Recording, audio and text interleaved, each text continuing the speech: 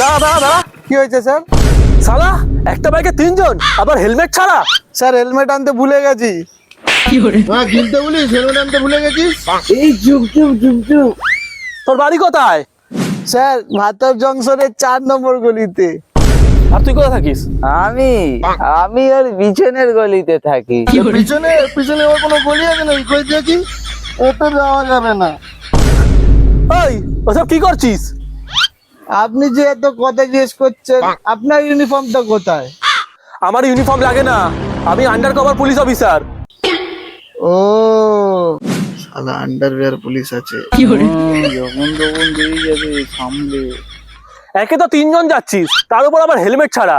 যদি কিছু হয়ে যায় তোর বাড়িতে কে জবাব দেবে? মারা বল এবার, তোদের মা বাবা কোনোদিন তোদের ভালো করে বুঝিয়েছে? তাও তোরা বুঝতে পারছিস না। স্যার আমি এদের বারবার বলেছি একটা বাইকে 3 জন অ্যালাউ নেই। যদুকে নিয়ে নিতাম 4 জন হয়ে যেতাম, কোনো প্রবলেমই হতো না। তাও এরা বুঝতে পারছে না।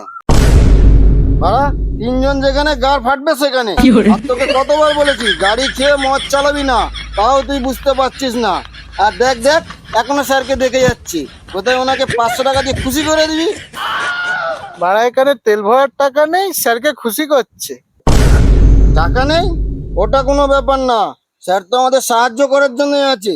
স্যার একটু সাহায্য করুন তো, 1000 টাকা তেল ভরে দিন তো। দাঁড়া শালা, তোদের তেল ভরে দিচ্ছি। আর পালা দিয়ে পালিয়ে যাচ্ছিস তুই? দাঁড়া দাঁড়া, এখানে দাঁড়া। হয়